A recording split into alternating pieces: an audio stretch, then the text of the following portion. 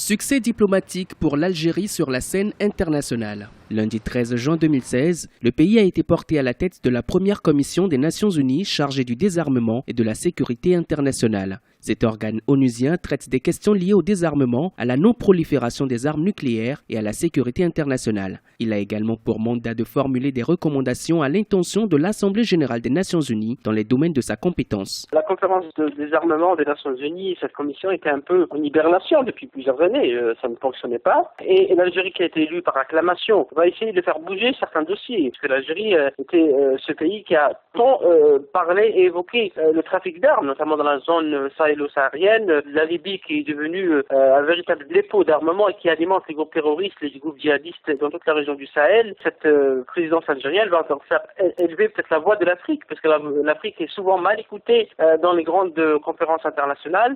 Pour les autorités algériennes, cette élection à la tête de l'institution onusienne témoigne de l'engagement du pays en faveur de la réalisation des objectifs de désarmement et de non-prolifération des armes nucléaires.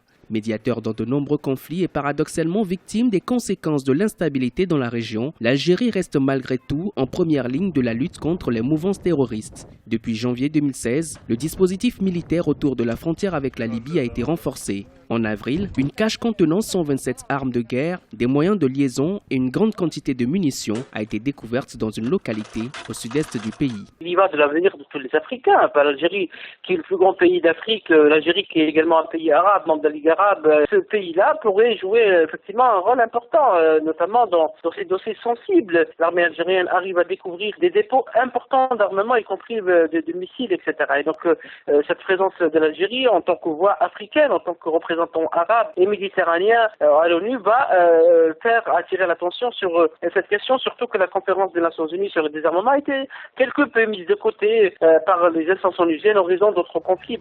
Le représentant permanent de l'Algérie auprès des Nations Unies prendra officiellement ses fonctions durant la 71e session de l'Assemblée générale des Nations Unies. La rencontre s'ouvrira en septembre 2016 à New York aux États-Unis. Y prendront part plusieurs centaines de délégations venues des 4 coins de la planète. Le discours de l'Afrique portera essentiellement sur la paix, la sécurité et le désarmement.